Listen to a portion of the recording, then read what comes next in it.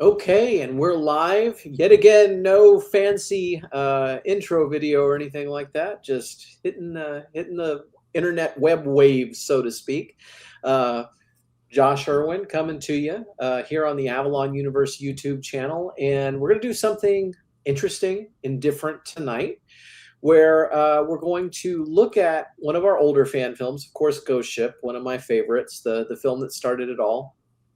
And we're going to look at it from the perspective of, of course, there's the perspective of me who made it, but there's also the perspective of Christian. And so, Christian, introduce yourself. You're somebody who is a fan of our work.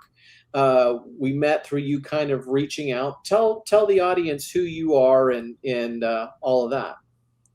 Well, yeah. I like to do cosplay. Well, my wife especially. My wife and I, we do cosplay photos of Star Trek that you've probably have seen, maybe some of you online. And through that, I reached out to you, Joshua, because I've been a longtime fan of the Avalon Universe films, even way before I got to know you. So for me, they were like the one consistent good Star Trek. No offense to those who love the newer Trek, but I've been disappointed. Ever since Enterprise ended, this was a consistent new show with an original cast and original story. And I've been a big fan of Star Trek Continues and New Voyages, Phase 2. They've done great work. I've enjoyed watching all of those since they first came out. I remember watching New Voyages way back when Enterprise was still on television and back on UPN. But looking for something new that's both good. The Avalon Universe really scratched that itch for me, and I've been hooked ever since. And it's a blessing to now be a part of it. I don't know if you what you want to say about my involvement. Yeah, Christian's in the next movie. He not the very next one we're going to release, but he is in our first 24th century film, which we'll talk a little bit about that tonight. But go ahead. Yeah, so I've been a longtime fan. I've seen all of them. In fact, before New Year's, I was telling Joshua over Facebook Messenger that typically, historically, being from New York, I would watch like the Honeymooners Marathon on Channel 11 WPIX growing up, or the Twilight Zone Marathon on Sci-Fi Channel way back then in the 90s and 2000s. But now I just watched all 15 episodes of the core Avalon Universe on a straight binge. I've seen them all before numerous times, more times than what I care to admit publicly. But I just I want to watch something really good this New Year's. I got the day off, so I watched the Avalon Universe core story, and they're phenomenal. Well, and what's interesting is that I went back and looked at some of the comments on the older films, and you had commented like a long time ago on some of the very first ones we did. I was able to find comments from you, so you're not lying that you've been watching it from the beginning. So what we're going to do is we're going to share the perspective of me making Ghost Ship, and Christian's going to give the perspective of the person who saw it as a fan and knows nothing about what happened behind the scenes to make it. And we're going to see if we can have some interesting discussion here. So we'll start by watching the movie a little bit. Okay.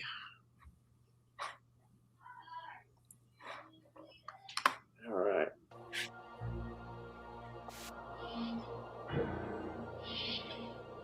So that's me in the door getting crushed there. I didn't know that originally. Yeah. And then this bridge here is the bridge from the Trisarian intersection, Starship Exeter, when it was at Warp 66.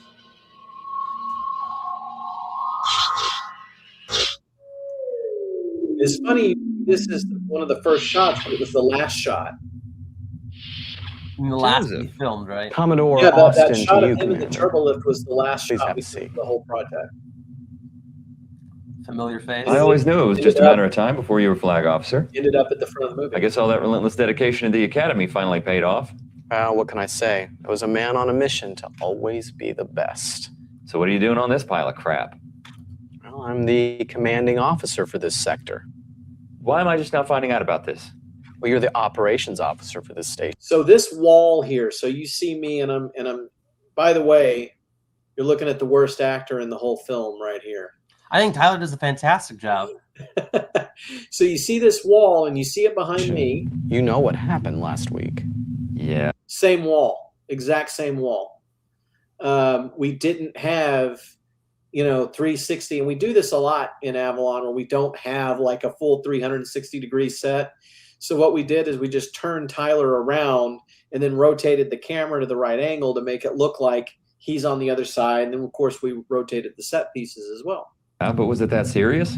Over 500 people were killed last week when Tyler's the M5 good, but computer malfunctioned during that war game. Commodores Enright and Wesley have been recalled to Sector 001 to give a report directly to a board of inquiry at Starfleet Command. So, here I am. So, like, I had lost a lot of weight when we did this. I had been doing all this mixed martial arts for 2 years going into this, and I didn't realize how much weight I'd lost. And when I ordered the costume didn't fit. Yeah, that's pretty serious. I lost too much weight. Okay, I'll make the command transition as easy as I can, sir. Unfortunately, Commander, you're going to be needed elsewhere. Sir? One of our ships was disabled and wrecked during the incident.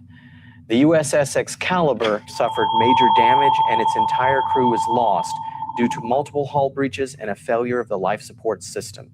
Now, the ship is salvageable, but it will take several months of space dock to restore it. Now, we would have tractored the ship back in, however, its antimatter containment.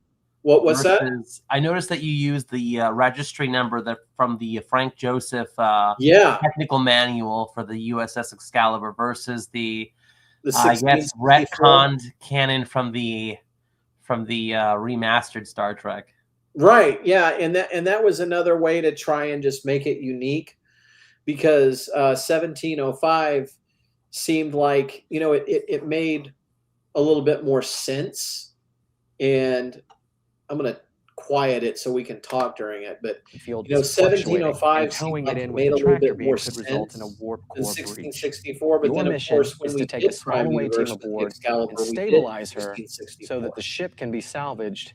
And the crew. I always wanted to know, when you made this, did you know that you were going to do an entire starship? that this would be set in an alternate? I guess even from the get-go, right? This would be an alternate timeline, hence the different uniforms and Discovery badges. Your orders are to select an away team. Yeah, that was something that came almost from the stabilize beginning. the situation and bring the ship back because the whole thing, and we'll get into the genesis of it a little bit later.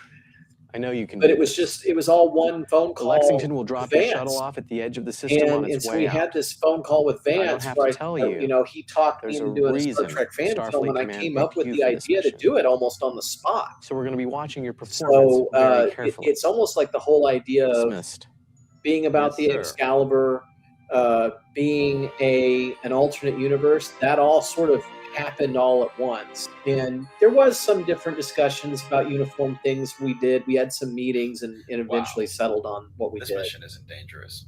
Hey, we're and of course, having Vance involved was all too well. That it had to happen. Lexington is to be believed.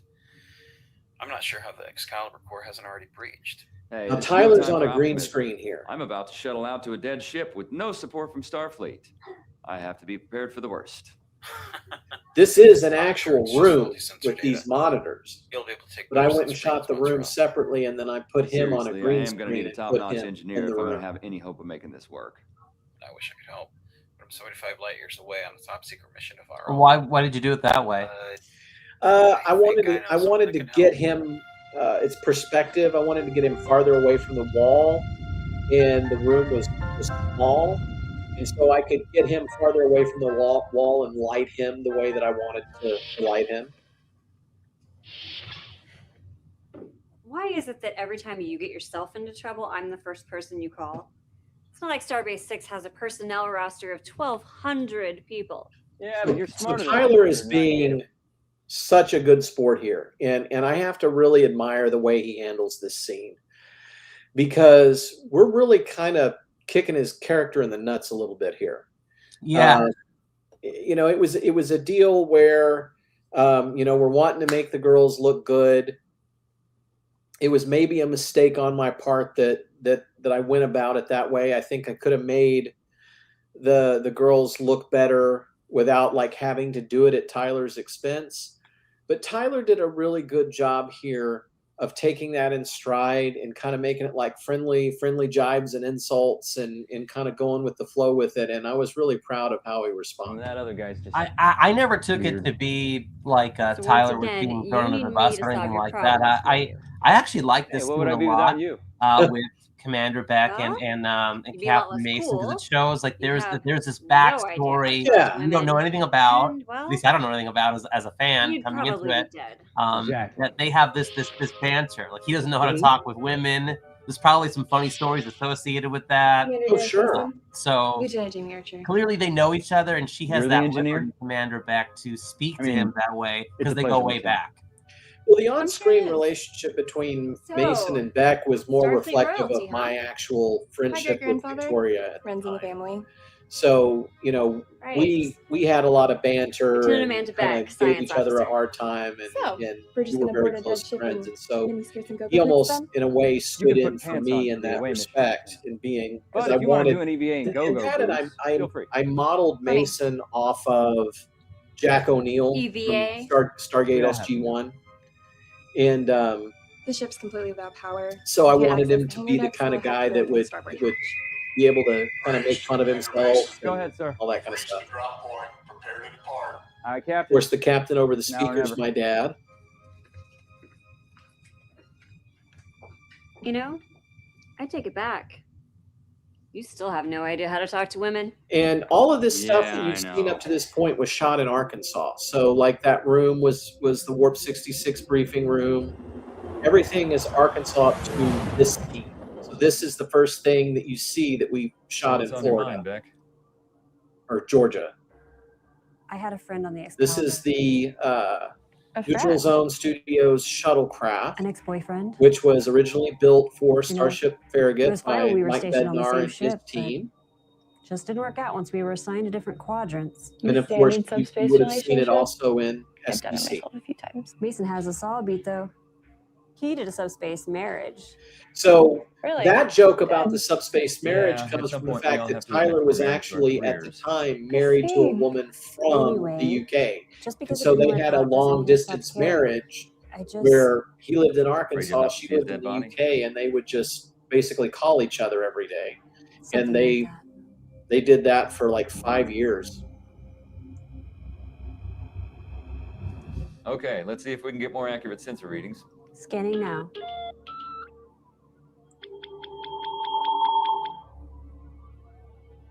There's no way this data is accurate. It's showing here that the matter So antimatter. Victoria Correction is still Archer, active. she is We already model, an ballet active dancer, subspace now field ballet or teacher. EPS power anywhere on the ship. But she was That's not where a Star power Trek goes. fan. She That's where just life did force this as a systems are favor taken. to me. If the reaction And isn't so, like, powering I the gave her all of then this where's it going? techno babble, and According maybe it to was a this, little cruel of a thing to nowhere. do because we really threw her into So the the fire core with should it. breach. Not only that, but the antimatter. Such are the containment responsibilities of levels being are a lower chief than we like engineer when on we Star first trained Trek. them. Yeah, This ship should have exploded days ago. she Well, like now we had get to this board her and find out why she hairpiece, hair hasn't. extension thing ordered that I she's thought of wearing that, here, where actually. she was like, she got We don't real have to into what she was going to do with her hair, What do and you it was propose? like a Well, for like 2 when I was hours good, to board like the ship, do reboot all the of that. transporter system, and bring the other two back over. Great though. Okay. Whereas Tyler was like, yeah, just threw the No, shirt I on. Here we go. I'll have to bypass the Yeah, forward that's power basically coupling, how it rear is for auxiliary to the life those of us support who are and married. When we wake transporter up and get ready to systems, go out, we and just then throw a into shirt a- on, and the wives are like Unless an I'm hour thinking- or more doing makeup and hair. Yeah. Proceed, Lieutenant. Yeah. Always be What ready was the when genesis creativity behind meets making research. Preview. Archer related I see. to Captain Archer? I mean, it's not specifically said, but it's heavily inferred that she is a descendant of Right. Jonathan Archer. So was it because of the actress's actual Yeah, last 100%. name? Yeah, that's what it was. Is that's actually her name, and so I thought, why don't we just name the character that, and then she can be related to Jonathan Archer. And I showed her pictures of Scott Bakula, and so she's like, oh yeah, that could be my grandfather or whatever, and so she bought into it, and I thought, you have the trope of a strong female character being like a warrior who beats people up, and I thought, what if the the cool female character was an engineer? What if she was smart? What if she was brilliant? What if she solved problems with her mind?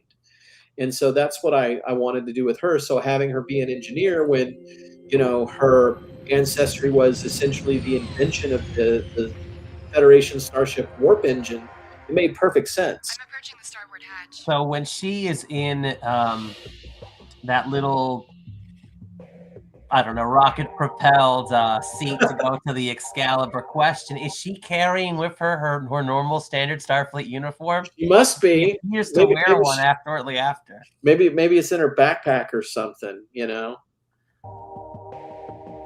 Maybe she's wearing it underneath and she just pulled her skirt up. Who knows? With the go-go boots? The go-go boots. And we had to keep it dark because that costume, that space helmet costume, was horrible. Archer to Commander Mason. Damn it all. Go ahead. So I had a friend in high school who said "damn it all" the time. Damn it all. Good work. That's why I put that line in there. Have a lock. Stand by for transport. But this was really, you look at this. This is where it got so exciting. Is I'm like, okay, I'm making a fan film. I get the opportunity to do a transporter beam, to figure out how to make a transporter beam and do a beam up. That to me was like, oh, now I have a reason to learn how to do that. And instead of just like doing it in your backyard, you're doing it on the real set. And it was thrilling.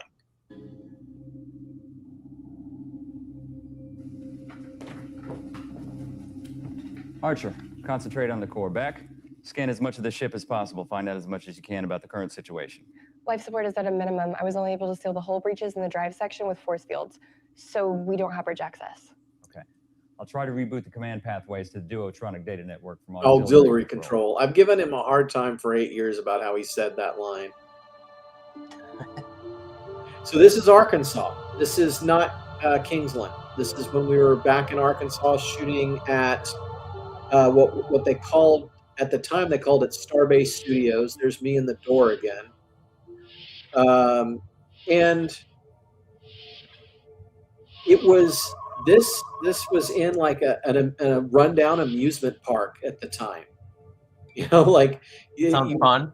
Yeah, you just go into this old broken down amusement park and there was this rotting metal building and inside of it was a spaceship. It was the craziest thing you ever saw. You thought you were going to get murdered by clowns. So my friend John Laws here, he lived in Atlanta at the time. Used to be a sportscaster here in Arkansas, so he'd be reading you the highlights of a football game a couple years before this, and he wanted to try his hand at acting. And for Demons, he won like Best Supporting Actor for 2020. Now, I noticed there's a bit of a retcon with this because James Laws wears the 2009 Star Trek uniform, but then in Demons, when they have the flashback scenes with him and Beck, they're both wearing TOS standard uniforms. Right, and that was, again, it was just a retcon, which we do a lot of, and we're going to do more of it in the Once and Future Captain, but at least when we do it in the Once and Future Captain, there's going to be like an explanation for the retcons this time, and it'll be like a retcon explanation for all the retcons. So it's like, oh, you can chalk it up to the retcons are because of this. Well, I figured in part that the retcon was in part to show the distinction between the change in the timeline. Yes. So that prior to the split, Starfleet wears the TOS uniform, but then once the timeline becomes the Avalon universe, they adopt the Star Trek Beyond uniforms. Correct. Or Kelvinverse uniforms. But I also thought that your reason for doing so was in the episode where the shuttle explodes and Captain Mason perishes, or maybe it was one of the subsequent ones. It's all 15 together. Yeah. You say that it changed the timeline even going backwards, because in Correct. The prime timeline, there's no male version of Captain Mason that we know of. Right. He's a woman in the Prime universe. So this is not Prime universe right now. This is the Avalon universe. We are in the Avalon timeline now. And so this zombie guy here who's laying at auxiliary control, that is Victoria Archer's husband, Nick. And he also did a lot of the music for this film.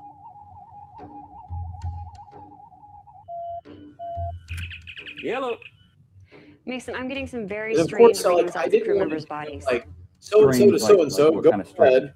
You know, They all have this bizarre I wanted this electromagnetic snarky signature like I've communicator never seen answer. before. Yellow. It's almost as though every single body were plugged directly into a power source. This whole Well, episode is just At least like it's nothing that channeling can hurt my them, right? whatever They're dead. flavor of autism that I have.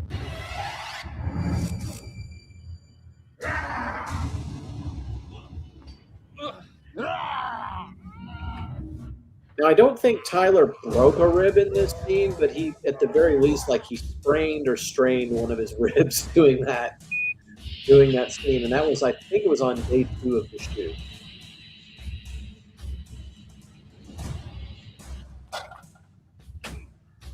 I always wondered why in this scene he doesn't communicate to the other officers that he's being attacked by a zombie, because it puts the other officers in danger, knowing that there could be, Right. and of course they will be in danger soon. But So I'm going to have an answer for that here in a second.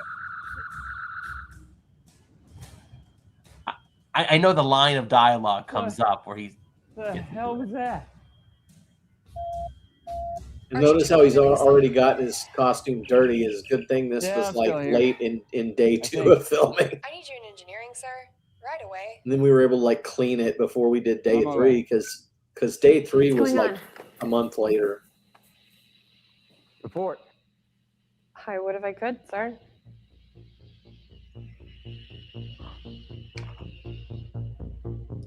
Back in the day when you did 15-minute segments on YouTube. Oh yeah.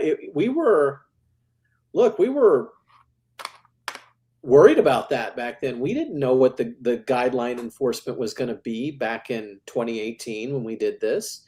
I mean, for all we knew, it was, we were going to get in trouble if we varied. And what we've learned over the years is, from a creative standpoint, CBS, Paramount, they actually really don't care what we do. As long as we're not doing this for the wrong reasons and we're not making money off of it, they just don't, as long as it's a genuinely fan-made film, they leave us alone. And we're grateful for that. We're grateful that they've given us that grace. So with regard, and you'll see it here in segment 2 when we do that here in just a second. With that line, so I had mentioned that I based Mason off of Jack O'Neill a little bit from Stargate SG-1. And there's this episode called Citizen Joe. I don't know if you've ever watched a lot of SG-1, but we find out that Jack O'Neill has been seeing the life of a barber in Indiana for 8 years. And everyone's like, "You've been seeing the life of a barber in Indiana for 8 years and you didn't say anything?" And he's like, "I know I said something." "No? And you didn't find this strange?" And he's like, "No, I found it kind of relaxing." And so they just hung a lantern on the fact that they had this going on, but he never mentioned it. And so I wanted to do a joke like that. And so how we worked it in is he just goes, "Well, we've been busy." And there's a lot of other sci-fi deep cuts coming up in terms of the dialogue. Oh man, I mean, like I'm as big of a sci-fi geek as anyone, so I enjoyed just like working that in. For me, this wasn't about like trying to take Star Trek too seriously. This was about having a good time and enjoying the experience of making a fan film. That's what it was about for me. And I think we did that. So, just briefly, we shot this film in 3 days. And even doing a film like this, it's a big, you're really walking out on a limb doing something like this. I mean, it pushes you out of your comfort zone to just one day say, "I'm going to go make a Star Trek fan film and I'm going to go spend $6,000 and drive to Kingsland, Georgia," which was, 14 hours away from where I live, and go do this. But we did it. And so it's like, I think sometimes what people may not know about fan films is that every time you make one, it's kind of a small miracle, and everybody involved has to go, okay, we're really going to do this. we're gonna go travel halfway across the country or whatever it is that we're doing, and I'm a lot more used to it now. But 8 years ago, I was really rolling the dice doing this. So we went to Kingsland. We shot 2 days, and then we came back and did a day in Arkansas. So, and I'll explain that more here in a little bit, but we'll go through segment 2 here real fast.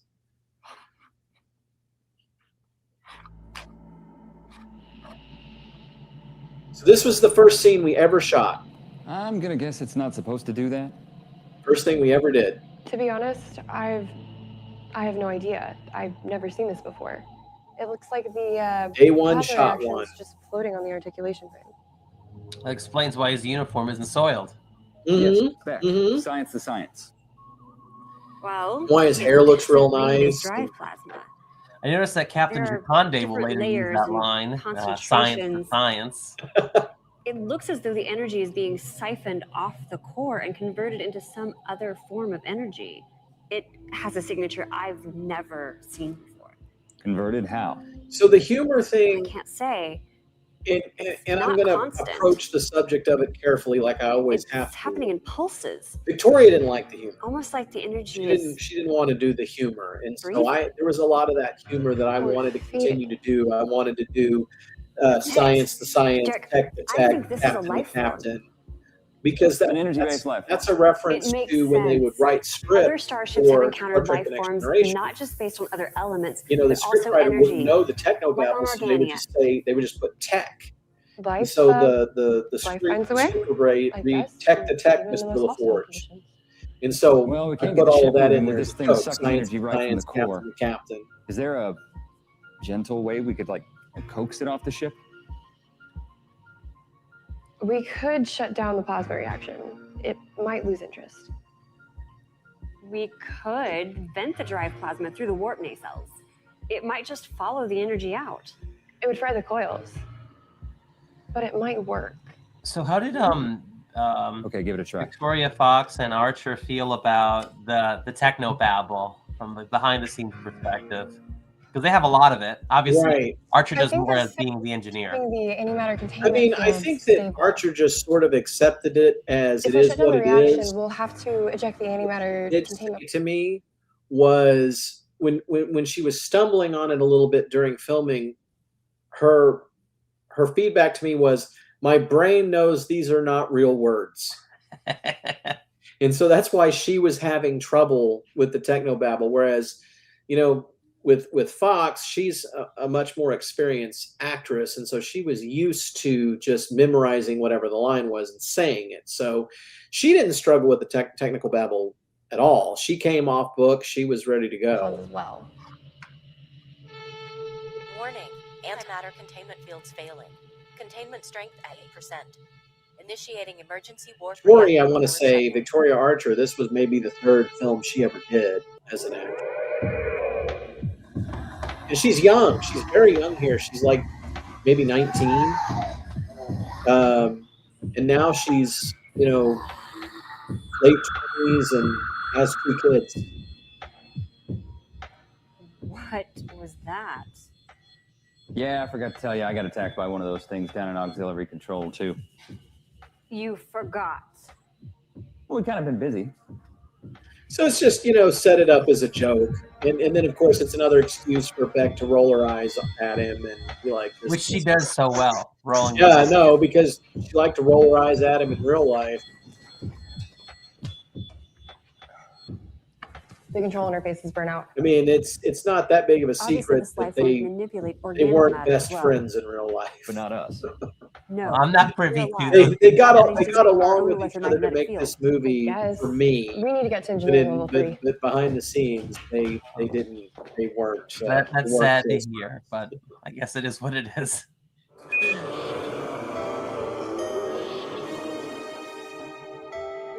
There were a lot of them out there. Well, if we can't shut down the reaction, how are we supposed to stop this thing? I may be able to manually eject the core from level 3. They've cut us off from the armory on this But level. you got to give them credit. I mean, We'll just this have is to the conserve first phaser time power. that they're ever saying All right, junk 7 like to this 6. on camera, and That they're might not all be enough. doing Well- it way better than probably most people would. We'll just have to own the situation. Are those wrapped in aluminum foil? Yeah, just this dumb aluminum foil thing that I thought it would look stupid, and it did. Yeah, but part of that too was like we were actually going to make contact, so it's like foam covered in aluminum foil. So I didn't want anyone to actually like get hurt by something solid if they were getting hit by it. So it's just Yeah, beating other actors up with real lead pipes would probably not go well. Hey, Yeah. look at this. they just. Each pulse I that figured they would look absorbs off the core is stupid. They looked consistent. stupider than 25 they megawatts. were than I thought. Almost like you can So only this, absorb of 25 course, megawatts this at a scene time. here. Exactly. It's kind of funny to think about this. The only purpose this scene has of them talking like here is to pass the Bechdel test, which is funny because like there's no Avalon Universe or Tales from the Neutral Zone these days that would have a problem with that. So we've made a lot of progress. I have an idea, but we need to get to the Jeffries tube.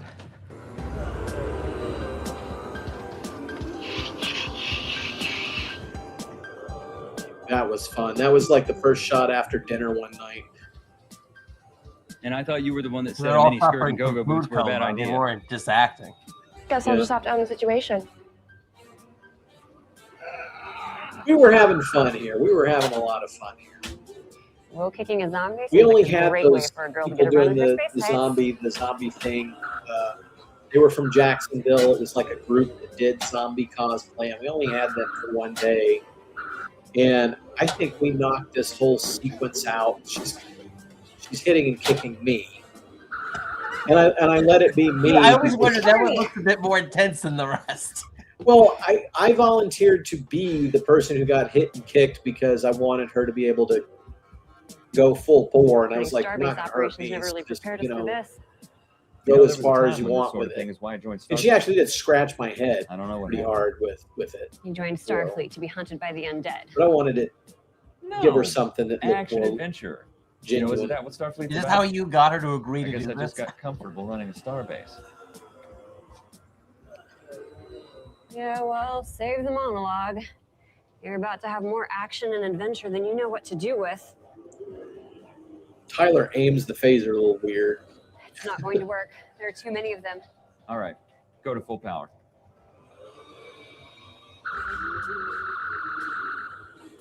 Cool off.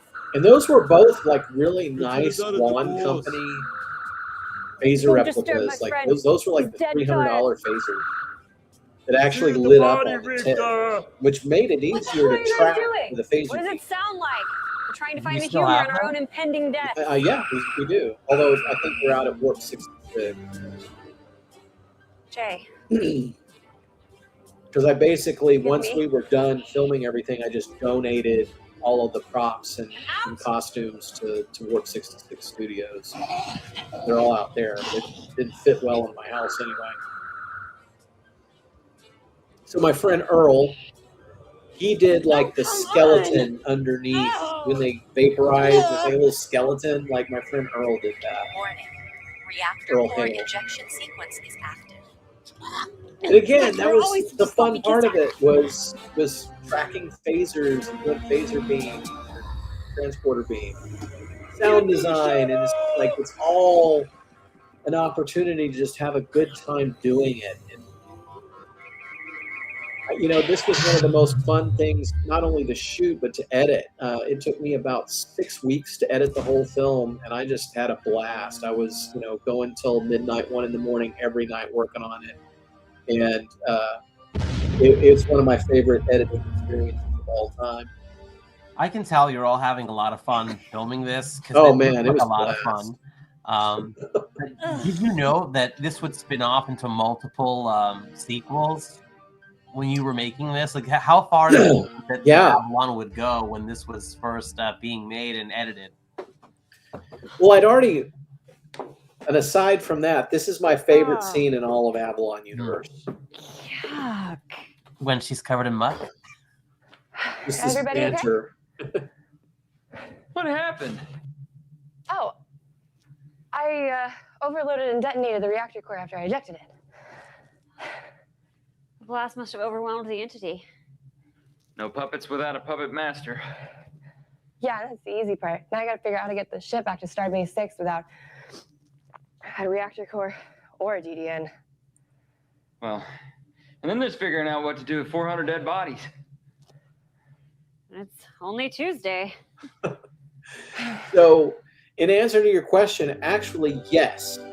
Because Personal log. by the time we were Stardate filming this, I'd already 4140, had the idea for Crisis on A Infinite mission Excaliburs started on as the a day we simple were filming. salvage operation, And turned into the on type the of way first back, contact situation we that is every Victoria Starfleet Fox and I were officer's talking nightmare. about An the energy-based details life for the form story for had taken Demons control of on the ship drive back. and turned the Kingsley. dead bodies So of yeah, its former crew against us. we were going to go We for it. managed We to were going to be like, neutralize yeah, the let's see if entity, we can but make it Lieutenant more of Beck's them. tricorder readings should be studied closely just And like in I case said, Starfleet ever Victoria encounters didn't this like life the form humor as again. much. She wanted to get away from the humor. She wanted more drama. She wanted to be more serious.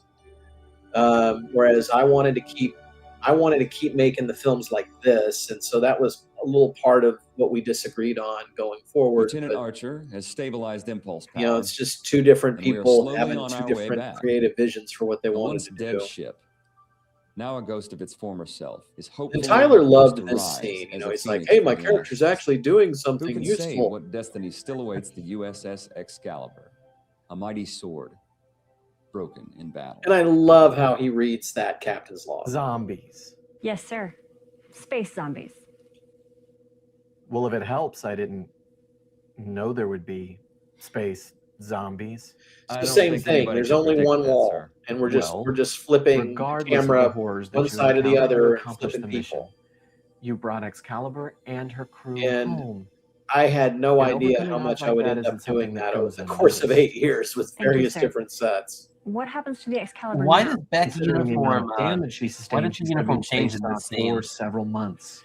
But it's So the the perfect reasoning opportunity was to is make her the that she test wanted to subject wear for a something brand different new on set an of away. emerging starship technologies. So like if she was on an away Poetic, mission, she'd wear considering something it was a different. test of And one then such when she's technology like that wrecked her in the at the first place. starbase or on the Nobody ship, wants she to wanted admit to it, wear something more but the formal. So Constitution-class that heavy was cruiser is something in that need of he a came up major with. redesign.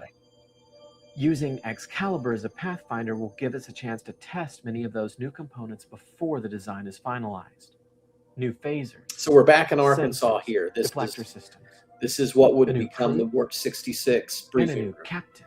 And did you film this scene the same, Well, more or once less, Excalibur when is you filmed the reforged, previous there's gonna dialogue need scene someone between to you wield and it, Tyler? Captain Derek Yes, Arthur yeah, it was. Mason. It was. I think right Oh, after it. you It went was like there. we shot the I scene with did. Tyler first, and then we did Thank you, this. sir.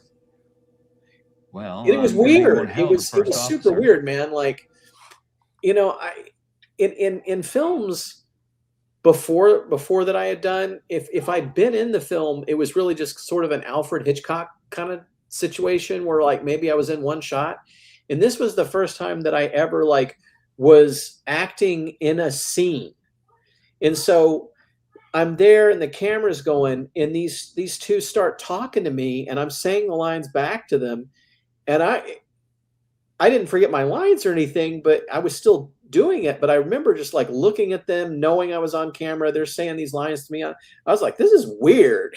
Like it felt strange to me the first time I did it. I've gotten used to it now, but it was like, dang, I'm acting in a Star Trek movie, and like so I'm like processing it while I'm doing it. And Oh, so that was, you're a recurring character in the Avalon universe. yeah. So it was And here we go again. it was a trip the first she's time the we one that did actually it. solves all the And problems like, around you know, here. she's calling me sir and all Well, then this. why don't I make her the captain? Oh, Sir. no, thank you, sir. But My father is we'll sir. need someone to blame when everything goes wrong. And, well, I vote for it to be him. I see. She absolutely voted Well, I guess it's decided for then. it to be him. Congratulations, Captain Mason. Kiss the ring. I love this shot here. This is one Sam just kind of came up with it on his own, and I thought it was great. It's like my favorite speech he's out of the whole film. And we're going to recreate it in Once and Future Captain. Or a version of it in the version. You may see a scene a lot like this in the Once and Future Captain. Chief Engineer status. New components are installed and functioning. Matter-antimatter reaction in the new chamber is stable. We're ready for warp speed. All systems ready, Captain. All decks reporting green. Okay then. Helm, speed warp 6. Engage.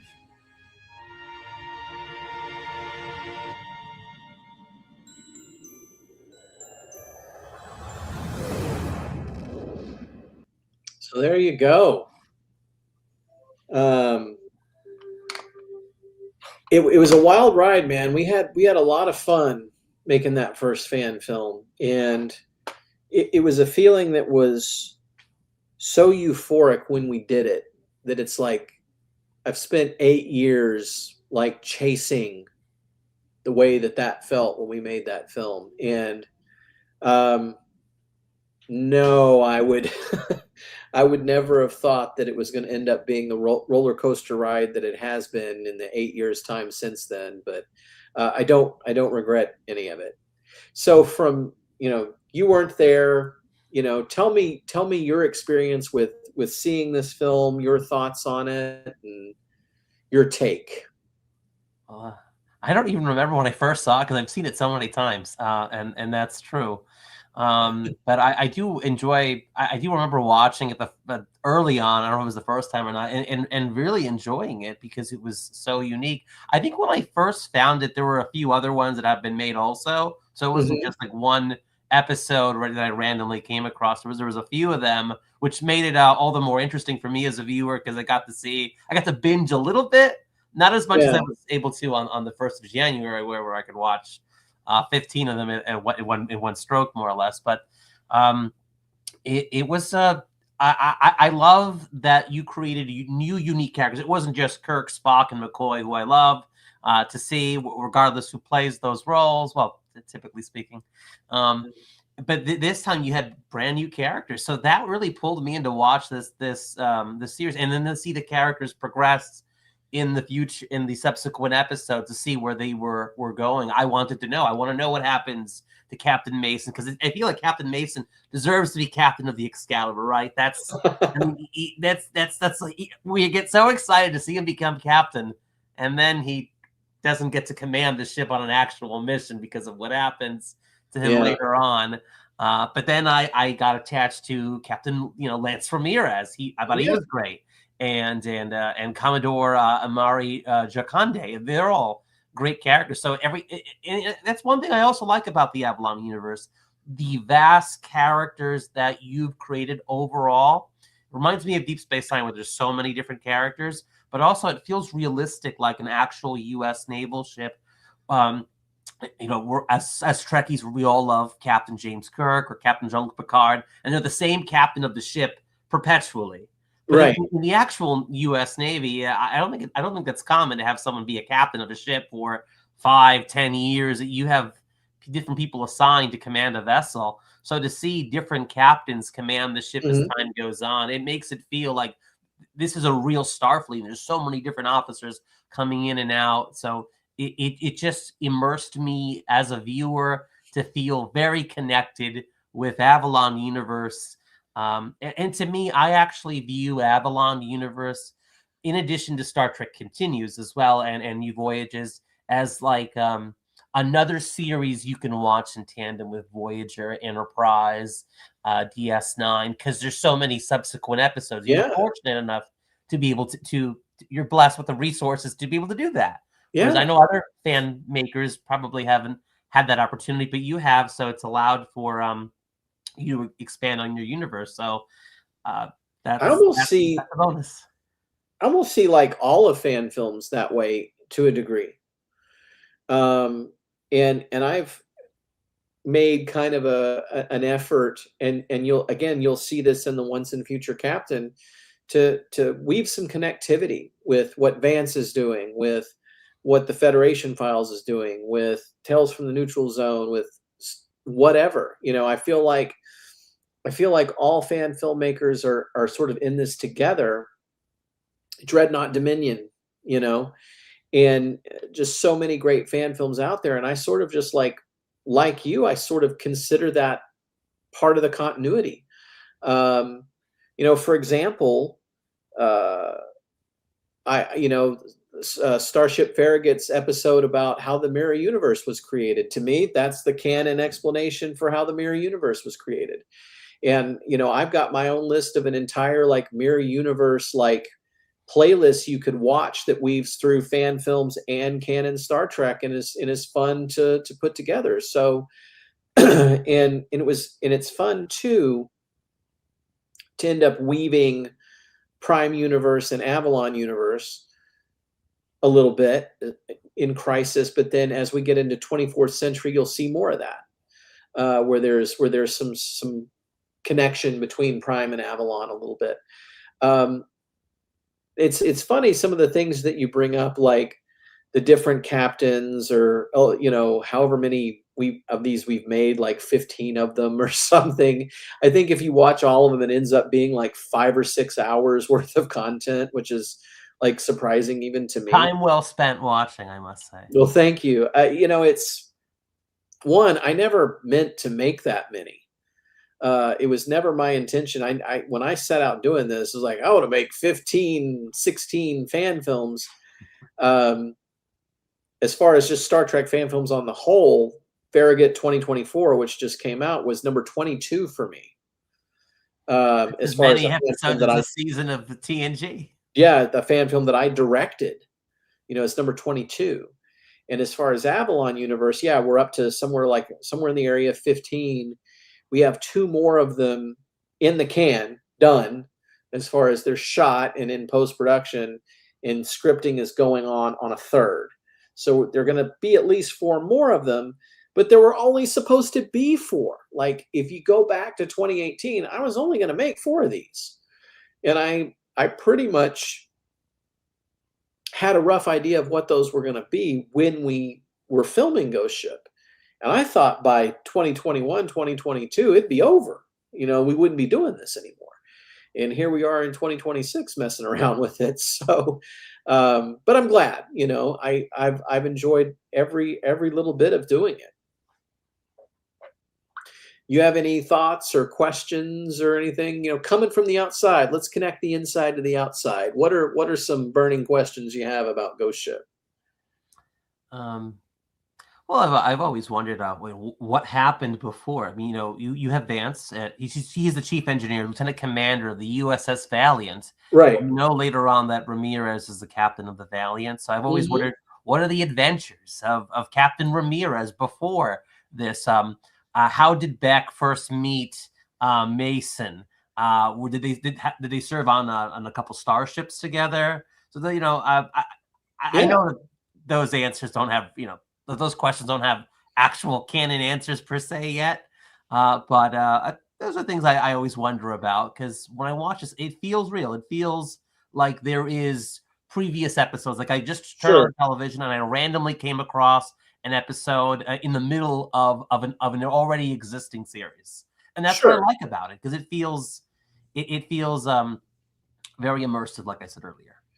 So, you know, and there are films that we had planned to make that explain some of that stuff that we never made. And so, for example, talking about Ramirez, Beck, and Mason, they all 3 went to the academy together, so they knew each other from the academy. And Mason sort of alludes to this in Agent of New Worlds at the very end, where they did a training mission where Beck got hurt, like she broke her ankle or something on a planet out in the woods. And so Ramirez had to walk back to, like, because they had their communicator was damaged or something, so he had to walk back to the base to get help, and it took maybe, you know, 6 or 8 hours to come back with help. And so Mason just kind of sat with her and told her jokes and stuff, and you know, she didn't really like his sense of humor all that much, but he made her laugh to try to get her through that. And then after that happened, the 3 of them became close friends. And so that's kind of the lineage of the Mason, Beck, Ramirez friendship. And we had talked about either doing that. We'd mentioned doing it as a comic book, of having someone make that as a comic book, I think was the discussion we had about that.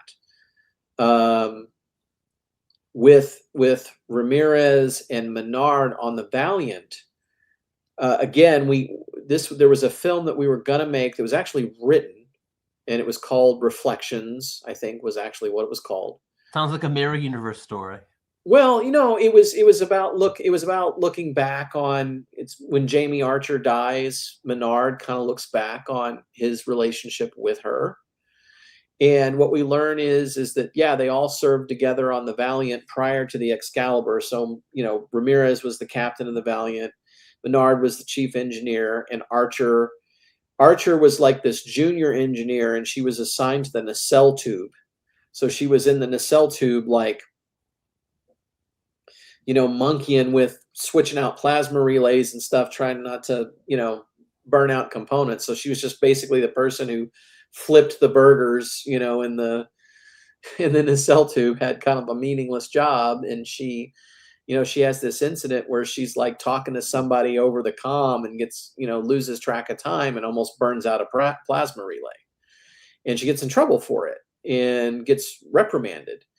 And so she's thinking like Menard's this big jerk. And then the next day, Menard kind of sticks up for her and says, no, you're actually a really great engineer. You just need to focus and put your mind to it. And so she realizes that, she's gone through Starfleet and everybody knows that she's got this lineage. And so everyone thinks of her as an archer, or they see that she's, a beautiful young lady, and that's about all they see. Whereas Menard, he didn't give a rip about any of that. He just saw her as, this is a person who has talent as an engineer, and she's able to kind of pull herself out of it and make the most of the situation. So those were, we were planning to tell those stories. Demons, and we'll get into this when we talk about Demons. Demons was supposed to have Tyler in it. The one thing that I didn't anticipate was just how much drama there would be behind the camera. and so much of what ends up happening are because of things that happen behind the scenes.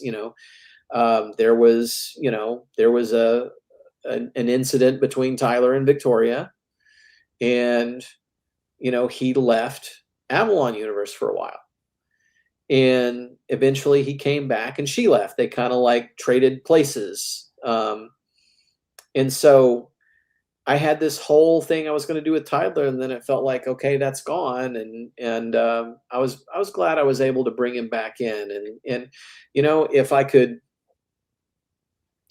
give Victoria Fox's character the ending that she deserves, I would still do it, but that's not going to happen. So can I ask what that ending for her character would have been if it had continued? I think we're going to end up. I have to admit, she was one of my favorite characters. Well, I'm not really going to say what it is because it would spoil Allenby's ending, because I gave it to Allenby instead. So, and look, there's a lot of the plot points and things that were originally going to be for Beck that went to Allenby instead. Just like, for example, there was going to be a relationship between Mason and the Vulcan doctor. They were going to hook up, right? As opposed to the security officer. And so, yeah, we were never able to do that. Yeah. And so, but I thought it was a good idea. So I didn't want to just drop it. I didn't want to just lose the idea because we had an actor that wasn't going to be able to be in the film anymore. And so you just kind of change the idea up and do it a different way. I mean, it's kind of crazy to think that we've kept this going for as long as it has been. I think that there are a lot of other film projects that would have folded under the pressure, and we just sort of found a way to keep going, and I'm proud of that. I am proud of that, and oddly enough, that first issue with Tyler, where okay, Mason's out, we're gonna do a new character, whatever. Well, it was kind of like, well, okay, if we can do it right off the bat, we can just keep doing it then. As actors or whoever switch out, we can just create a new character, change the story up a little bit. And in all honesty, there's only so much that any actor can commit to a project like this. Like, it's one thing that if it's, hey, we're going to do this for a year, or we're going to do this for a year and a half. It's one thing for an actor to commit to that. But there are not a lot of actors out there that are going to commit to, or any other crew member for that matter, that are going to commit to doing something like this for 8 years. Heck, in the real world, in real Star Trek and Stargate and shows, there are actors that can't commit for that amount of time, and they drop out or whatever. So the thought that it's going to happen on a fan project, is less likely. Yeah. So, that's one of the lessons learned big time from the 23rd century version of Avalon Universe is, okay, one, I didn't think it was going to take 7-8 years to get through it. But then again, I didn't think I was going to make 15 films. And if you're going to tell a story like this, don't drag it out. So, with the 24th century thing, we're not doing that. We're again, it's 3 films. But when I got the commitment from the people involved in that, it was like, well, we're going to get this done in about a year and a half. We're going to, because that worked for the tail end of Avalon Universe, where when we got that final cast set with Alex, with Jessica, with Warren, we shot all that material in less than a year. So Knights of the Void, Needs of the One, Crisis, Once and Future Captain, La Mort de la Guerre, 5 films. We shot all 5 of them in less than a year. So we started in the spring of 2022, and we were done shooting all of that by March of 2023. And so what I'm wanting to do with 24th Century Avalon Universe, basically the same thing, is, okay, we've already got 1 film shot. We've got the next shoot set for April, and then we may shoot the 3rd film by the end of the year and just get it done. Be done with it, get it out. Don't drag it out. Don't play games, just be done with it. That's a hard thing to try and achieve for fan films. But at the same time, if you drag it out too long, that doesn't work either. And the thing that I loved about Ghost Ship, part of what made it so magical, was that I was doing it with my friends. And there's a photo that I have. Let me see if I can pull it up. There's a photo that I have that was taken literally, I think, a week or 2 before we filmed Ghost Ship, where it was like the first time that we had ever had Tyler and Victoria put on the costumes. It was the first time. I'd have to dig for it, but and I remember just thinking, whenever that photo comes up in my feed, just this is what I wanted. I was making something with my friends, with people that I care about, and that was so much of the magic. Is Tyler is my friend, Victoria was my friend, Victoria Archer was my friend. I had my friend Michael Morrison filming it. You're not just doing Star Trek, but you're doing Star Trek with people that you care about. And that was such a big part of it.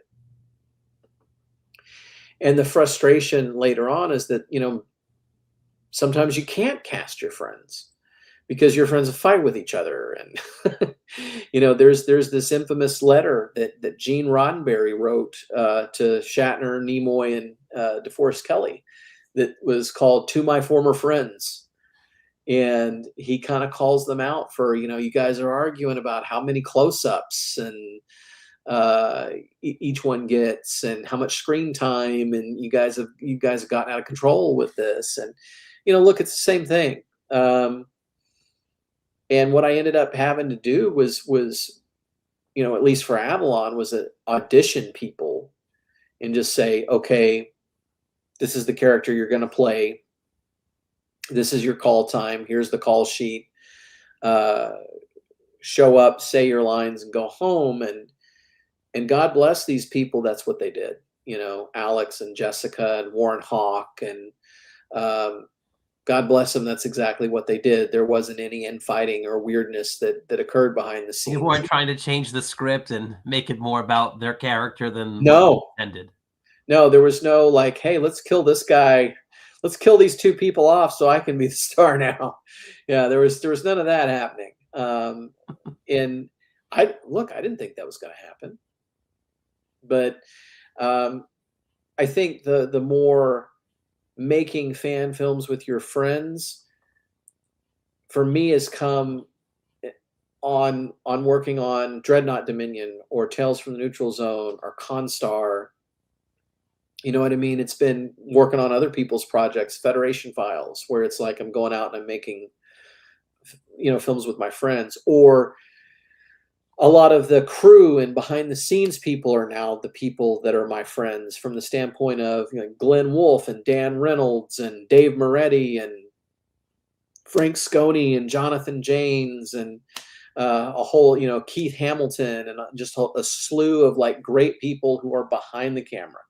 One person that deserves a big shout out right now is Ben Scholes. Ben Scholes of Lauralee.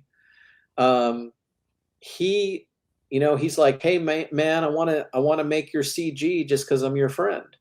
And so he stepped in with the Once and Future Captain, and just over Christmas break, he just did CG every day. Like every day he was sending me shots. And he didn't want anything other than friendship. And he kind of came to my rescue and went, here you go. Let me do this for you. And so people like that. And you can say the same thing for Keith. Keith reached out to me a couple of years ago, said, hey, I want to help. And in the process became a friend, because he was a genuinely good person who came in and gave a sincere effort to help out the project. And so it's like, I may have lost friends along the way, and I'm sad for that. I really am. It's because I loved these people. I genuinely loved and cared about Tyler Donovan, Victoria Fox, whoever else who's come through. Those were my friends. And for there to be behind the scenes drama that ended up the way that it did, it's heartbreaking for me. I never want to go to anyone and say, I think it'd be best if you just didn't come back. Like, I never want to do that. And to be honest, if you knew me very well, you'd know that you have to really push me to a breaking point for me to do that. But even now, having had to do it, I'm heartbroken that I had to, but I am proud of the way that the whole thing's endured, and we're going to see it take a lot of twists and turns. And, I've always said that, there are, and I apply this to like a single film. So like there are, I think it's 4 films. There's the film the perfect film you see in your head. And then you run that through the first filter by writing it. And then you gotta have Christian like spell check it for you. And then and then there's the third filter, which is the logistics of filming it. And then that 4th filter is the film that you edit. And so there's the perfect film you see, the film that you write, the film that you shoot, and the film that you edit. And the skill of filmmaking to me has always been, how do you navigate from the perfect film you see in your head to the one that you get on screen? And part of that skill level is coping with the currents in the river and the forks in the road that you have to follow in order to get from one point to the other. On a micro scale, that happens with one film. On a macro scale, it happened with the whole of Avalon Universe, where, for 8 years, there's been lots of navigating the twists and turns of keeping the story going. And I'm happy with how it's turned out. And as a fan, I'm happy for the way it's turned out as well. And hearing about all the backroom drama, that as I'm watching, I don't know anything about it. I mean, yeah. I've never met most of the casts from. Actually, I haven't met anyone who was in that particular 2 episodes we just watched. So I'm not I come in from it untainted, and to me, they look as though, because they're acting and they're doing a good job, all three of them, as they're getting along very well. And I love how it's endured, despite you telling me all the negative stuff that's happened behind the scenes between the actors. They were having a good time on the day of the shoot. I will tell you that. The days of the shoot, they were all having a good time. It was hot, but all three of them were having a great time during the shoot. Yeah. But despite all of the backroom drama, I guess it could have been worse than whatever it was, to the point where these never continued. So by the grace of God, these shows have continued, and new people have come in, and I think over time, like a good wine, it's improved. And I like that what you told me, how the new actors that have come in, like Alex and Warren, and I like to think I fall in that category as well, that we just come in, we just read our lines, and we're just grateful for the opportunity to be part of it. We're not seeking ambition. Well, that definitely does include you, because you've already finished one shooting day. So. Yes. I don't come at this asking you make a whole story where I'm the captain and make it revolve around me. No, to me, it's a blessing to just even have a small role, even if it's just I captain. That's fun, and I'm grateful for that. You get a promotion in the next one. You get a promotion in the next shoot that you do. So I appreciate that, and I didn't ask for it. It made sense. It made sense logically, because we're talking about two films that are, hopefully later this year, but take place about 10 years apart in their own canon. But yeah, the actors had a great time.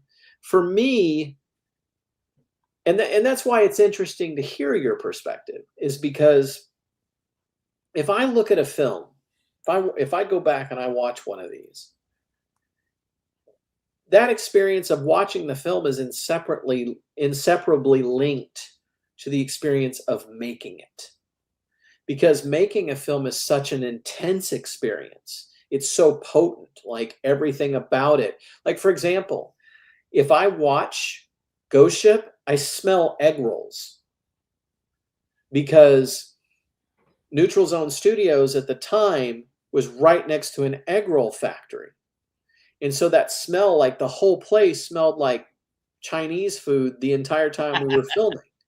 So if I see that engineering section, like I smell egg rolls, because it's just, it's a memory that's so potent and valuable to you that everything about that experience, it's just baked into that movie, and you see it and you're like, you remember the experience of making it. It's almost like you relive the experience of making it to a degree every time you watch it. And despite anything, you have to take the good with the bad, and you have to take the bad with the good.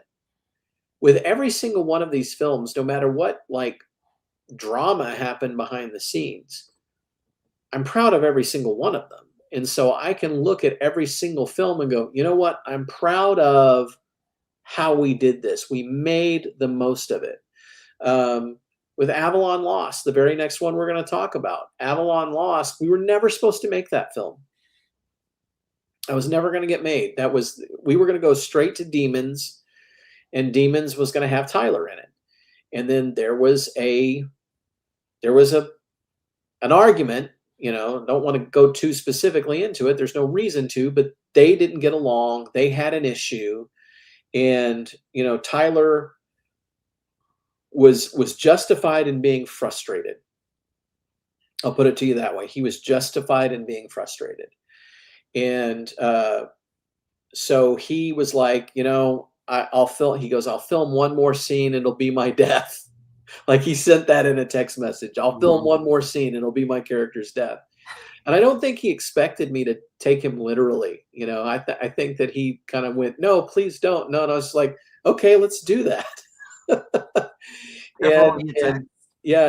Victoria, she had it planned out. She comes to me and she's like, oh, we can get Chuck Murray and he'll come and play this character. And, she had a whole thing mapped out of how to do this. And so I then went and wrote Avalon Lost, and then she kind of did a pass on it, and then we went and filmed it. But despite that, Avalon Lost is a good film.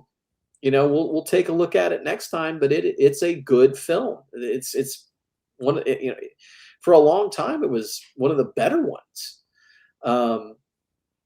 And up until this year, it held the number 4 slot for most views on the channel. So with there being so many films on the channel, like there actually is a running like top 10. Like you can hit the analytics and it'll tell you what the top 10 most viewed videos were. And up until 2025, Avalon Lost was number 4. I think it was number 4. It was like for a long time it was number 3 behind Ghost Ship. And then it slipped to number 4. And it's at like 7th place now. It's like really fallen down because the Lost Starship is dominating the channel. I mean, the Lost Starship it's come to the number 2 slot behind Ghost Ship. Ghost Ship's got like about 600,000 views total, and the Lost Starship's about almost 300,000. Another thing I love about your channel. So I mentioned that I binge watched the 15 core Avalon episodes. I didn't watch, I didn't rewatch because I've seen these many times also. The other episodes, which are set in the prime timeline, like the prequel to the Planet Killer episode from TOS and Lost Starship, is probably one of my favorite fan films ever made. It feels like it really belongs in the 1960s lineup of TOS Star Trek. It's just so good. The story, the music, the acting, the brand new characters. And even though all those characters are brand new for the most part, I think, all of them are brand new. They felt like you had seen them in an episode of a previous Star Trek for weeks on end coming up to that episode. Yeah. And I feel like that's the Rogue One. And I'm a big fan of Star Wars Rogue One, that particular film, along with the original trilogy. But that to me is like the Rogue One of Star Trek, of all of Star Trek. Oh, the Lost Starship? Yes, because of the ending. It to me is somewhat similar for most of the cast and crew. It's funny. The scene, so to speak. When Brian Peterson called me about the Lost Starship, when he got me on the phone, I'm like, okay, so what's this film you're wanting to make? And he said, well, I've always wanted to do 2 things.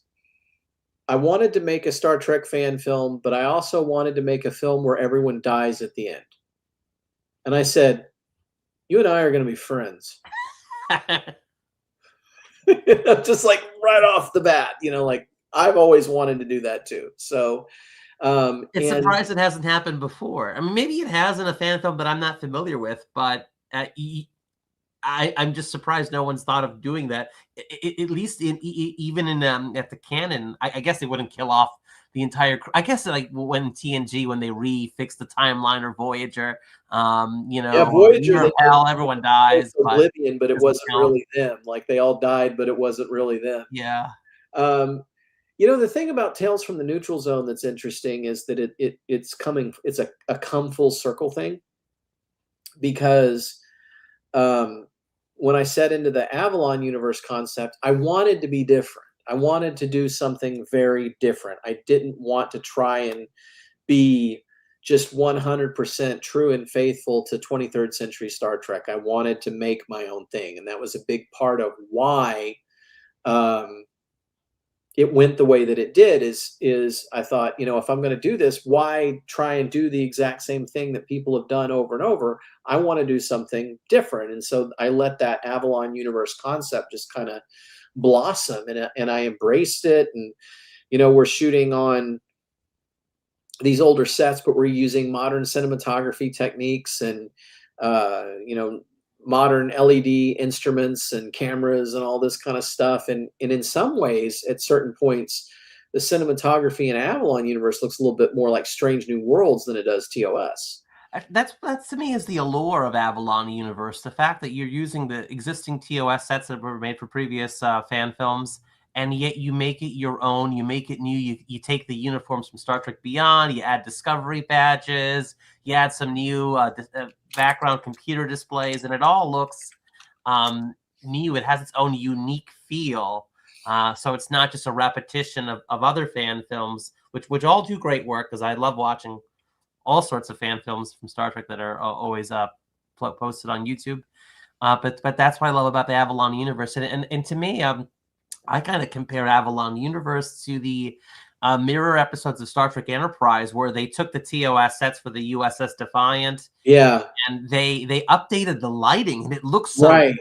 And what both you and the boys at Paramount Pictures did with those 2 episodes of Enterprise, you both demonstrated that you can take the old sets from the 1960s, be faithful to what it should be there in canon, and make it look modern. So maybe that's my dig at Strange New Worlds right now. Because, Yeah, you know, and make yeah, it that look was an influence. What you're talking about there is what they did on Enterprise with the Defiant. That was an influence a little bit. And that was the thing that was really exciting, especially in the beginning with Avalon Universe for me, was to like, how could I diverge it? How could I make new graphics for the computer screens? How could I make a phaser effect just a little different? How could I make the ship sound slightly different? How could I, all of those things were factors, and I really enjoyed embracing that. And then Tales from the Neutral Zone became this kind of full circle thing where we're doing the opposite of that. We're trying to hit, authentic 23rd century TOS era Star Trek, and you're doing that alongside Vic, who is just like the expert in that. And he comes to me, and everything was counterintuitive to what I'd been doing. Like, I used really soft, LED lights and modifiers and that sort of thing, whereas Vic's like, when we shot the Lost Starship, we're using tungsten Fresnels with no diffusion, and we're putting harsh light on people, and we're getting faithful costumes, and we're putting different badges on them, and we're doing all kinds of fun things and making it look like canon 23rd century Prime Universe. And that was fun. That was, after doing the Avalon Universe concept, going and doing faithful Prime Universe was then, that became a challenge, and that became a fun challenge to go try and do that. And I've done a lot of that, and I've done a lot of working on other people's projects. But as great of an experience as that was, it's nice to be back on my own project and my own concept, and re-embracing. It's been wonderful the past month or so to be working on the Once and Future Captain, and pulling that back up, and being fully back into that Avalon Universe concept. And I missed it, and I didn't realize how much I missed it until I got back to it. And even though the film that I'm working on was shot a couple of years ago, and I'm having to go back and go, okay, what was I going for here? It's nice to see it come together, and I think people are going to like it. It's got a ways to go. It's probably going to be about another 6 or so weeks before I have it ready. But it's going to be, I think, a fun bow to tie on the 23rd century story that I've wanted to tell since we made this movie. So that leads to one of my questions. I did want to ask a story canon question for Avalon, because as the series goes on, you get into the cosmic data stream. Did you know you would go that would be part of the story when you were making this one? Because the cosmic data stream, if I recall correctly, doesn't play into the story of Ghost Ship. So did you think that all the way through to more or less what we've seen and what we're going to see? Well, it does play in the sense that that's where that alien came from. The alien that had taken over the Excalibur had come from the cosmic stream, but it wasn't established until Cosmic Stream that's where. Now, I had the concept that that's where the alien came from when we were shooting it, and I actually had. I mean, it was actually always the plan that Archer would appear to die in Demons, and then she would be taken by these aliens and like put on trial for the death of the alien Ghost Ship. That was always the plan, and we didn't strictly do that, but we did something similar to that, to where they at least had to answer for it. They had to at least be like, this is what happened, and let the creatures mind meld with them and pull the information from their minds and that sort of thing. But yeah, it wasn't as pronounced in that era of making fan films, but that was always where I wanted to go with it. Yes, that was always the plan, at least as far as I was concerned. I can't completely tell you what Victoria wanted to do. I handed a lot of power off to her over the course of 2.5 years, and she kind of was taking it in her own direction. Again, she wanted to be more serious. She wanted to be more dramatic, and there's nothing wrong with that. Okay, there's nothing wrong with that in concept, but I had the right to say, no, this is not what I'm trying to accomplish here. This is not my vision, and I think that I sort of had the right to kind of take it back and go, I think I'm going to steer this in the direction that I want it to go in. So I feel like while it's not 100% true to the idea that I had in the beginning, we're close. In concept, a lot of it is very similar. Yeah, and that's something else I love about the Avalon Universe stories. They are very family friendly. They're fun to watch. They're I love the Crisis of Infinite Excaliburs. I can tell that one was very fun to film because it's so fun to watch. I imagine everyone enjoyed the roles and the bits that they had on that. At least it looked like it was a fun time. I mean, I don't know if there was some drama there, but it was one of the funnest ones to make. And that final scene where Jakande in the prime timeline is really the actor of a soap opera set on a starship. That to me was super hilarious. But there was so much humor throughout that, and it just felt so fun and real. It makes you feel fuzzy in a good way, Yeah, Crisis, like I said, I in concept wanted to do that since we were filming Ghost Ship. Like I had that idea in my head when we were on that set filming Ghost Ship. And I think that Crisis ended up being one of the most faithful to the original idea films of any that we made. And it was cold. That's what I'll say about, Ghost Ship was hot. And because, there was no air conditioning in Kingsland when we were filming. And we ended up shooting in September. And what I wanted the film to go out for Halloween. I wanted to put it out on Halloween. And that was like one of the few times that I said, I'm going to set a goal of we're going to release this in Halloween, so let's do what we need to do. And so we shot the first weekend in September and then had it ready by Halloween, and that's fantastic. But it was boiling hot. It was 100 to 105 degrees the entire time we were filming in that studio. And like the Royal Weaver, who was one of the guys that was our chaperone, while we were filming, he had like the little laser thermometer, and he was like lasering the walls, and it was like 105, 110. He was getting these awful temperatures off of them.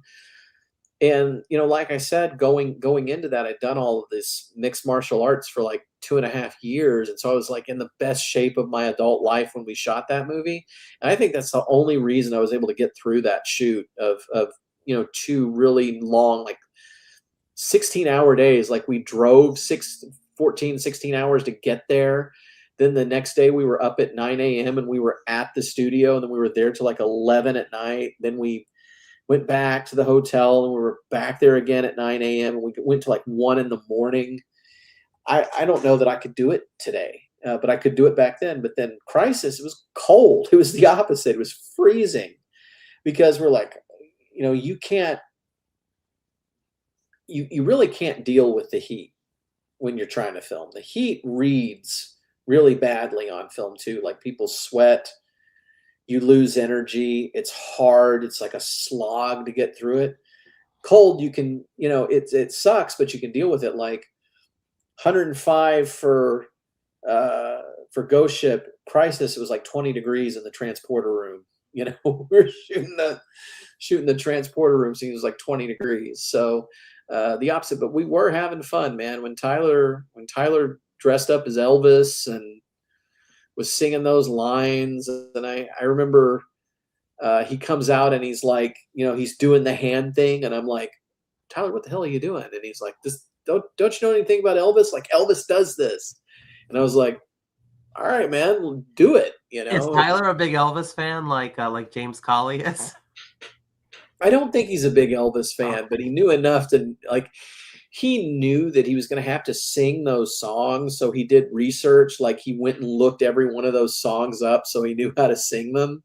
And he watched Elvis videos, so I think he may have familiarized himself with it then, but I don't think he's like a diehard Elvis guy. No. But he did. He was the one who came up with that line, you know, who needs a hound dog when you have a collie? Like he was the one who came up with that line. That was his idea. Because I think we'd originally had this idea of like, well, what if it wasn't, you know, what if there wasn't just like a captain that had Elvis hair? Like, what if Elvis really was the captain? Like, wouldn't that be funny if Elvis actually was the captain? And we were kind of like throwing it out long before we made Ghost Ship. It was like, you know, torpedo those Klingons, fire. There's these AI videos on YouTube of Elvis Presley digitally inserted into Star Trek scenes. Some of those look scarily good, which is I've seen them. Yeah, the AI ones. But you know, this is, you know, we're talking 12 years ago. We were talking about this, and you know, it was going back to the very beginning of it. And I guess weirdly enough, you know, I said at the very beginning, this shot was the last shot we took, and it ended up being the first shot in the film. You know, maybe the last thing we talk about here was how this all got started. I would say that my fan film story, and I've told it a few times, is in the beginning, it's a lot like what you'd hear from James Colley or Vic or, you know, a lot of the guys who made fan films where, you know, I'm a kid and I wanted to do my own Star Trek adventures and grab a VHS camera and embarrass yourself kind of thing. And I did that. None of it still exists, but I did it. I didn't know what I didn't know. You know, I grew up in a TV station. My father has been on TV for 50 years. He's still on TV, and he's almost 80 years old. And so I grew up around TV cameras and editing. And by the time I was a teenager, I knew how to edit videotapes and all that kind of stuff. And I got bit by the film bug, but I never ended up for a long time making a Star Trek fan film because I didn't think I would do it very well. Jury's still out in my mind as to whether or not I can do this well, at least to me. You can. You definitely can. But I remember YouTube shows up in 2005, 2006. You're like, what's YouTube? And so I watched, hey, here's YouTube. Oh, what's Star Trek New Voyages? What's Starship Farragut? You know, and watched those and got on the message boards and talking with all the people who were doing Star Trek New Voyages back then. And I thought, man, it'd be so great to do. But again, I didn't think I could pull it off. I didn't want it to be like silly green screen or something like that. Like I didn't want to do that. And so I just, I went and made art movies, and I made all kinds of other kind of films. Like I made like a 90s action movie parody and things like that. And then like so many people around 2014, I saw this thing called Axanar, Prelude to Axanar. And I thought, wow, this is really neat. And that was, we get into the territory of Discovery was going to become a thing. And then there's a lawsuit. And I joined like a Facebook group called, I think it was called at the time, Project Small Access. And they were lobbying for, seeing if they could get Axanar made, or lobby for the rights of fan films or whatever it was. And eventually Project Small Access became Fan Film Forum. And I almost didn't notice the change. And I started seeing the same person post in Fan Film Forum every day. And it was Vance Major. And I'm like, okay, this guy made a film. And I clicked on it. And you notice a few things right off the bat. One, he's not the kind of guy you think of as a traditional actor. Secondly, I'm like, this guy's in his backyard. This dude's shooting his fan film, and I can see Pizza Hut back there. You know, he's in his backyard. And then I thought, you know what? This guy didn't care. He's a more courageous filmmaker than me. He wasn't sitting here worried about what anyone was going to think of him or whether he's going to do a good job or anything else. He had a story in his heart and he went out and told it. And I respected that. I was like, that's cool. So I just, hey man, congratulations. And then he's friend requesting me. Then we're talking in Messenger. And before I know it, we're talking on the phone. And he was the guy that said to me, you need to make a Star Trek fan film.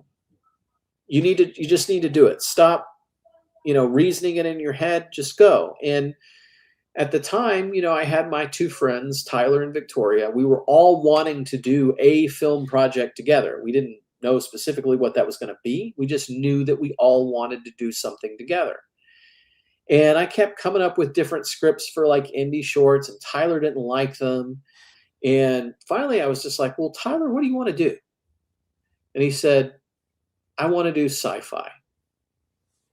And I'm just like, oh, it's going to be so expensive. But it was just serendipitous that right at the point where Tyler was saying, I want to do sci-fi, Vance was saying, you need to make the fan film. And that's where I was like, okay, this is the solution to all of the problems. And I said, Tyler, what if we did a Star Trek fan film?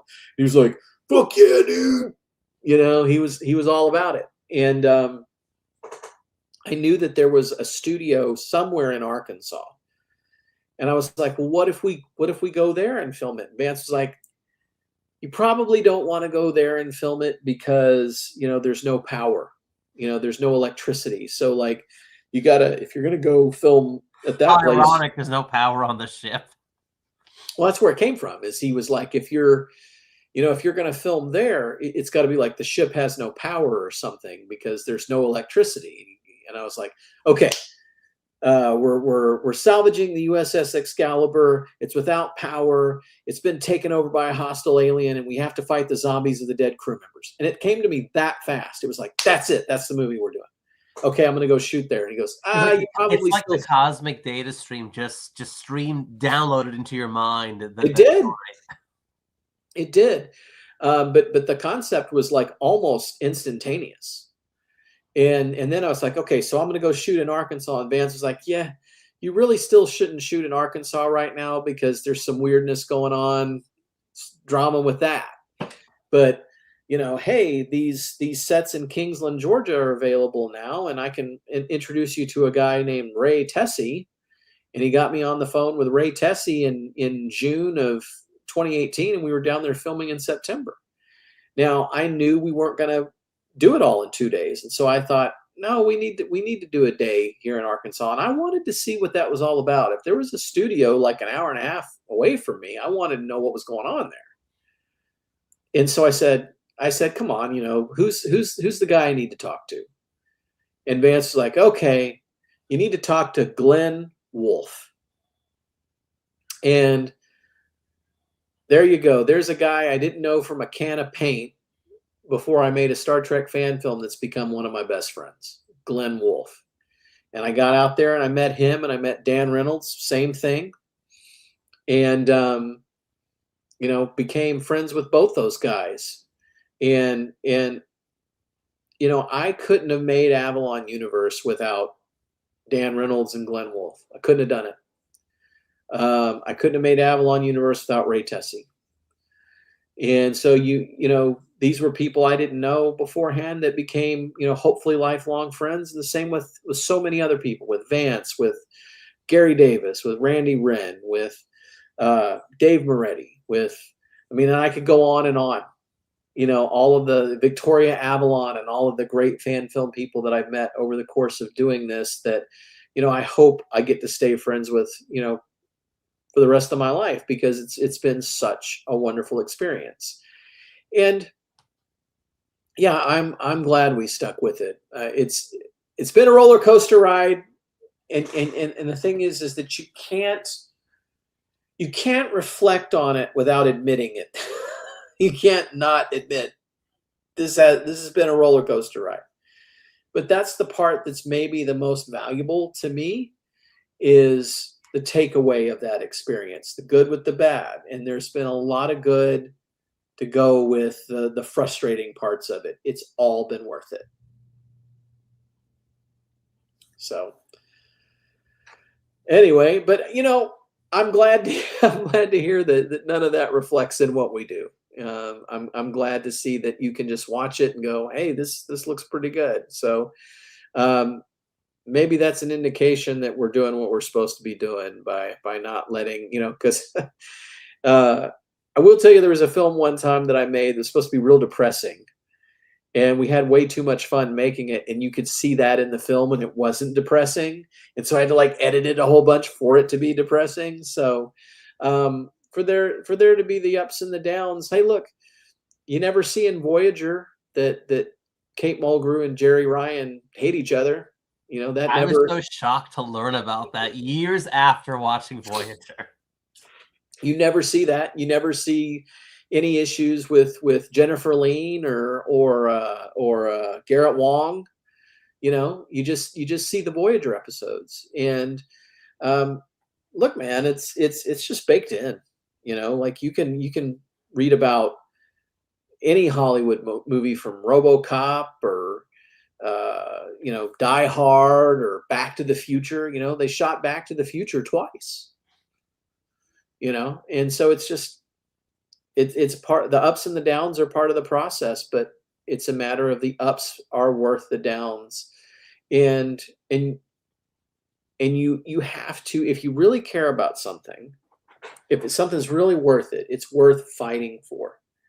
And if you're not having to fight adversity, then you're not fighting for it. And we've fought through a lot of adversity in Avalon Universe, and we're still here. So there you go. And hopefully Avalon will keep on going. We'll see. We'll see. I don't know what we're going to do past the three that are planned. But, you know, before the 3 that are planned now, I plan to not do any. You know, I plan to stop at the Once and Future Captain, and then inspiration hit, and we're making 3 more of these. So never say never, but there's nothing on my mind past what we're currently working on. So your final thoughts, Mr. Gomez. Well, thank you for having me on.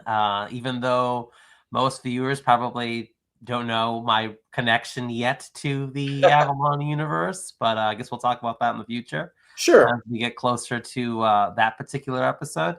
But yeah, I enjoy making. I enjoy watching these, and I enjoyed being a part of it. And I must say that in the episode that I appear in, at least the one that was filmed, there was no, that I observed, there was no drama that I observed.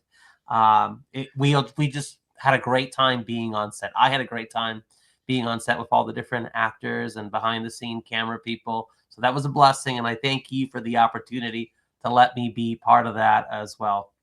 So just a big thank you to you, and also a big thank you to everyone who helped you make all of these episodes that I can enjoy.